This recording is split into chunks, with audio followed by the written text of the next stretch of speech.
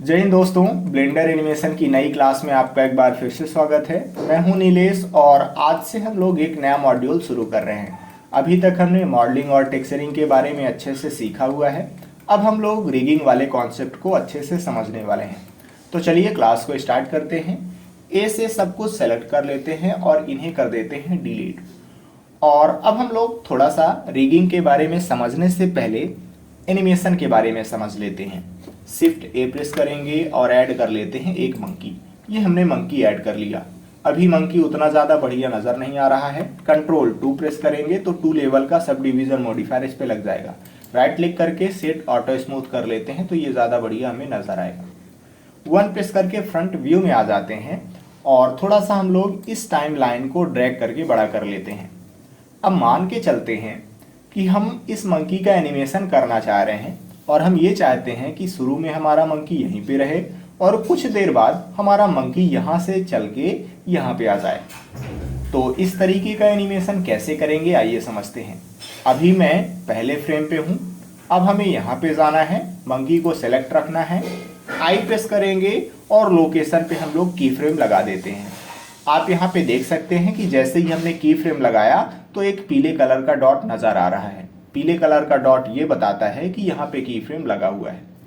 अब हमें आगे आ जाना है। मान लीजिए मैं 100वें फ्रेम पे आ जाता हूँ।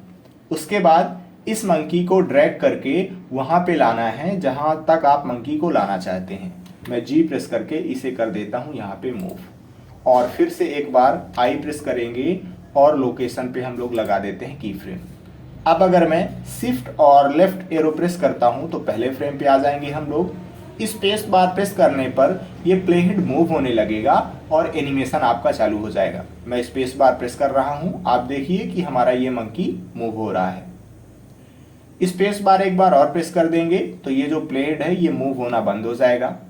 अभी आप देख सकते हैं कि 100वें फ्रेम तक ये मंकी यहाँ से यहाँ जाता है, उसके बाद रुक जाता है। उसका रीज़न ये है कि 100वें फ्रेम के बाद हमने यहाँ आगे कोई भी एनिमेशन नहीं चलाया हुआ है। शिफ्ट और लेफ्ट एरो करेंगे तो पहले फ्रेम पे आ जाते हैं। अगर मुझे फिर से एनिमेशन करना है तो मैं स्पेस बार प्रेस करके एनिमेशन कर सकता हूँ। एनिमेशन रोकना है तो आपको फिर से एक बार स्पेस बार प्रेस करना पड़ेगा। अभी फिलहाल वापस हम लोग पहले फ्रेम पे आ जाते हैं। उसके लिए शिफ्ट और लेफ्ट एरो प्रेस करना है। अब हमने अभी तक यहाँ पे ये सीखा हुआ है कि अगर हमें इस मंकी का मूवमेंट वाला एनिमेशन करना है तो किस प्रकार से कर सकते हैं, और हमने आसानी से की फ्रेम की सहायता से इसे कर भी लिया। लेकिन मान लीजिए कि अगर हम लोग ऐसा एनिमेशन दिखाना चाहते हैं कि इस मंकी की गर्दन लंबी हो जाए, या फिर हम लोग ऐसा एनिमेशन दिखाना चाहते हैं कि इस मंकी की आंखें लंबी हो जाएं, या फिर हम लोग इस मंकी के कान को पीछे साइड मूव करना चाह रहे हैं, या फिर मैं ये चाहता हूं कि इस मंकी का जो सिर है वो भी आगे पीछे मूव हो, तो इस तरीके का अगर हम एनिमेशन दिखाना चाहते हैं तो उसके लिए हमें ज़रूरत पड़ती है रिगिंग की, क्योंकि रिगिंग के बिना ऐसा एनिमेशन पॉसिबल नहीं है। तो आप ये कह सकते हैं कि जो रिगिंग होती है वो एनिमेशन की तैयारी होती है। अगर हम एनिमेशन करना चाह रहे हैं तो उसके लिए हमें कुछ सेटिंग करनी पड़ती हैं जिसे हम लोग रिगिंग बोलते हैं। रिगिंग 5 तरीके से करी जाती है: armature, modifier, constraints, shape keys और ड्राइवर्स। इन पांचों के बारे में हम लोग ध्यान से समझने वाले हैं और आगे चल के बारी बारी से हम लोग अलग अलग क्लासेस में इनके बारे में समझेंगे। तो चलिए सबसे पहले थोड़ा सा हम लोग इनके बारे में थोड़ी बहुत जान लेते हैं। अभी फिलहाल मैं यहाँ पे आ जाता हूँ। पे प्रेस करेंगे तो ये जो सभी की फ्रेम हैं ये सेलेक्ट हो जाएंगे। यक्स प्रेस करेंगे और डिलीट की फ्रेम पे क्लिक करना है तो आप देखिए कि सभी की फ्रेम जो है डिलीट हो चुके हैं।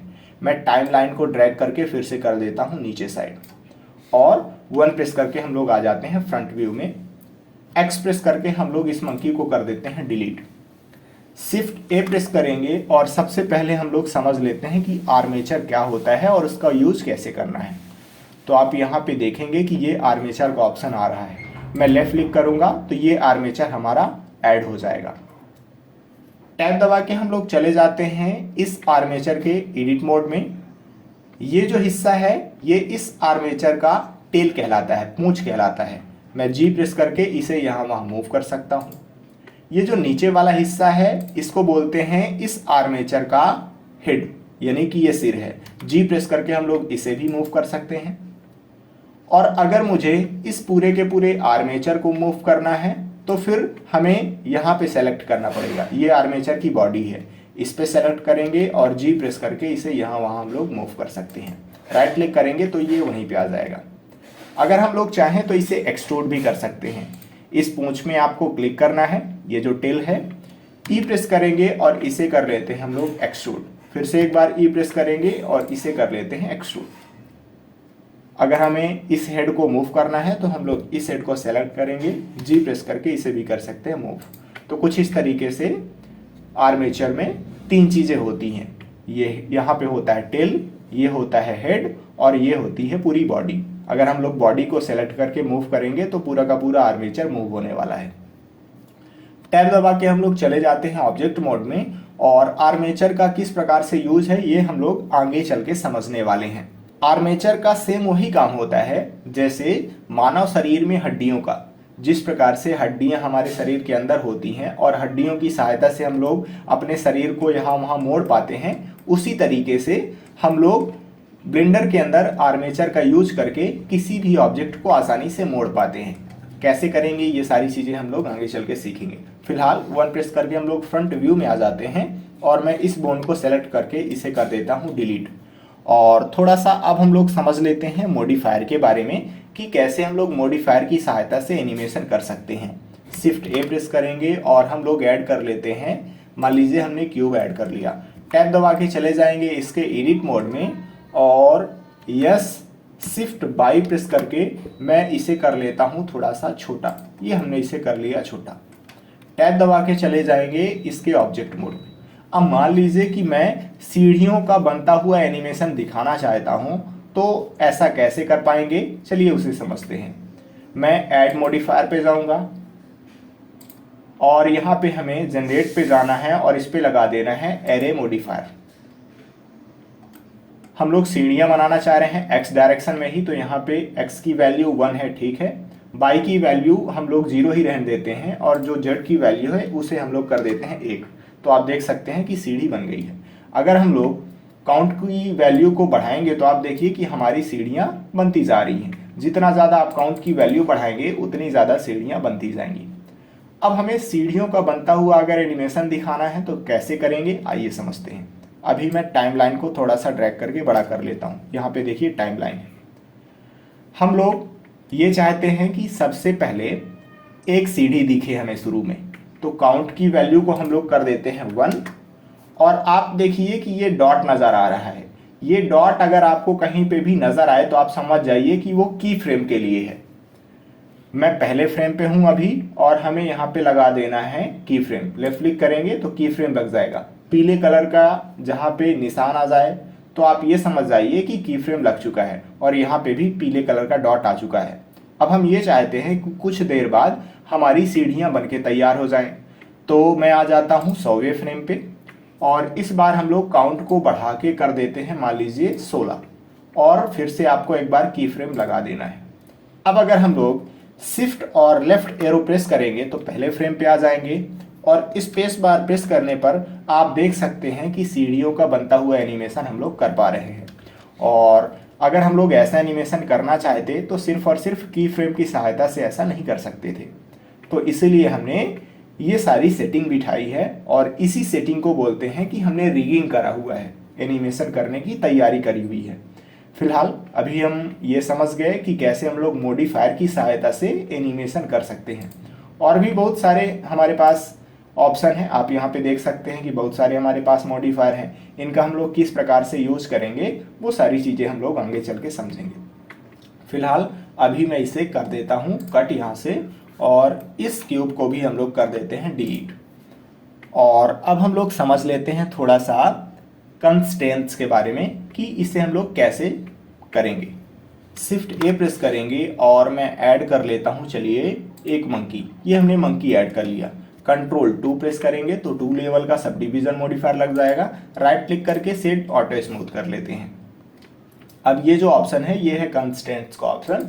मैं इस पर लेफ्ट क्लिक करूंगा, ऐड ऑब्जेक्ट कंस्ट्रेंट्स पे जाएंगे। अब यहाँ पे आप देख सकते हैं कि हमारे पास बहुत सारे ऑप्शन हैं। मैं कॉपी लोकेशन कर सकता हूँ, कॉपी रोटेशन है, या फिर हम लोग यहाँ पे चलिए एक कोई भी कंस्टेंट्स लगा लेते हैं। जैसे मैं यहाँ पे लगा लेता हूँ एक मेंटेन वॉल्यूम वाला कॉन्स्टेंट्स, ठीक है, मैं यहाँ पे इसे कर लेता हूँ। आप यहाँ पे देख सकते हैं कि मेंटेन वॉल्यूम वाला जो कॉन्स्टेंट्स है वो यहाँ पे लग चुका है। अब हमें सबसे पहले यहाँ पे आना है, शिफ्ट और लेफ्ट एरो प्रेस करना है, तो पहले वाले हम लोग फ्रेम पे आ जाएंगे।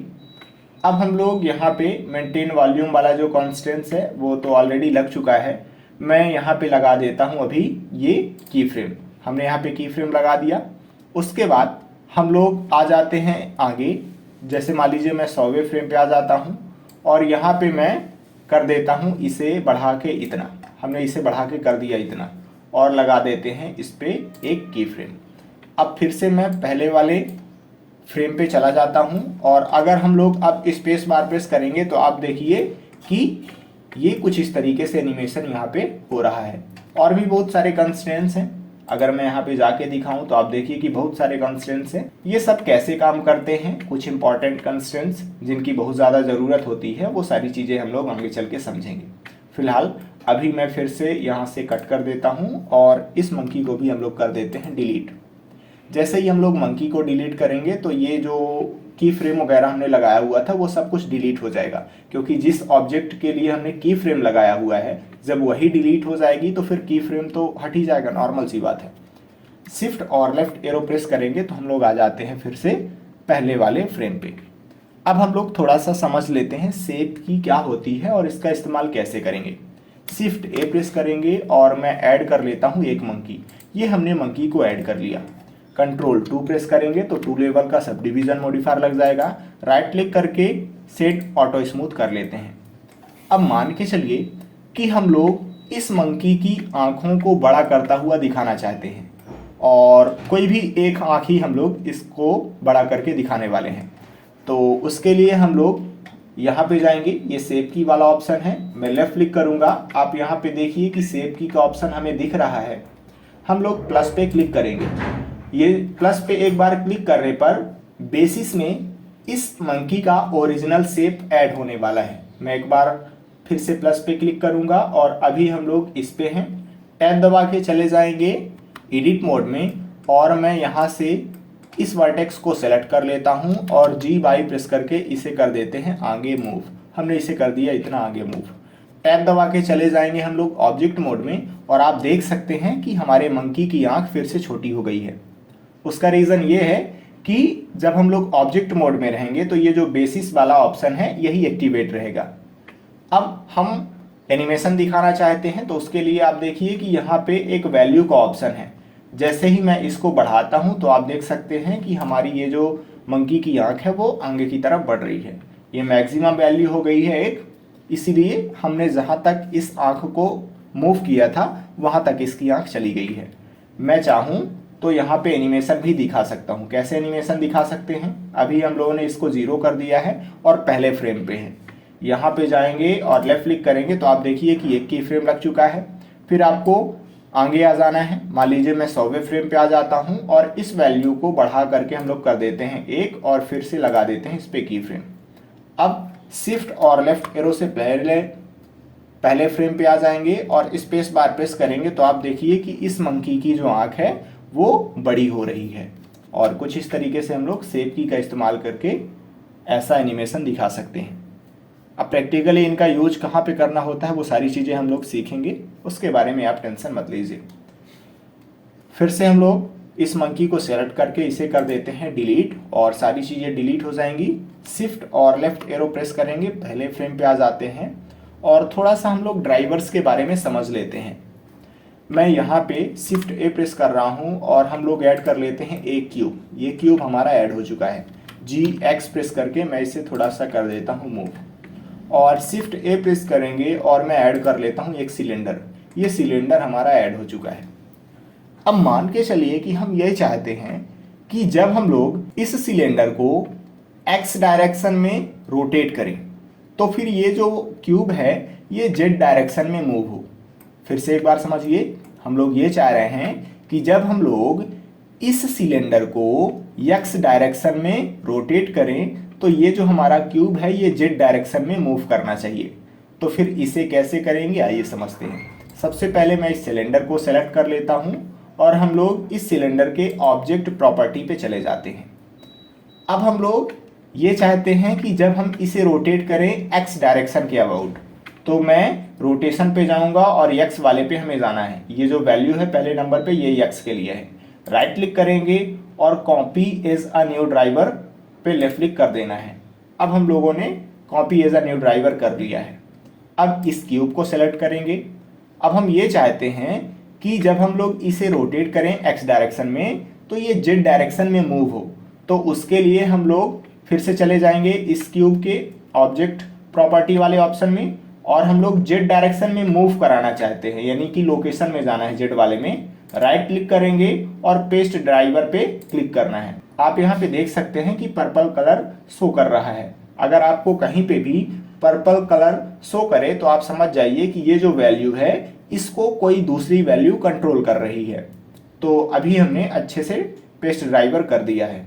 अब हम लोग इसे सेलेक्ट करेंगे और इसे हम लोग जैसे ही आर एक्स प्रेस करके एक्स डायरेक्शन में रोटेट करेंगे तो आप देखिए कि हमारा जो क्यूब है वो जेड एक्सिस के अबाउट मूव हो रहा है। मैं राइट क्लिक कर दूंगा तो ये हमारा सिलेंडर वहीं पे आ जाएगा और थोड़ा सा मैं इसे जूम आउट कर देता हूँ। आर एक्स प्रेस करते हैं हम लोग और इसे आप देख सकते हैं कि मैं जितना रोटेट करूंगा ये हमारा क्यूब उतना ही आगे पीछे मूव होने वाला है। मैं इसे इतना करके लेफ्ट क्लिक कर दूंगा तो ये देखिए कि हमने इसे इतना रोटेट कर दिया और जो हमारा क्यूब है ये ऊपर इतना चला गया है। तो कुछ इस तरीके से हमने ये समझा हुआ है कि रिगिंग करने के हमारे पास 5 तरीके होते हैं: armature, modifier, constraints, shape keys और ड्राइवर। और ये सारे तरीके किस प्रकार से काम करते हैं इन्हें हमने एक एक एग्जाम्पल से समझा हुआ है। अब आगे की क्लासेस में इन्हें हम लोग डिटेल से समझने वाले हैं। तो चलिए क्लास को अभी हम लोग यहीं पे ख़त्म करते हैं। जय हिंद।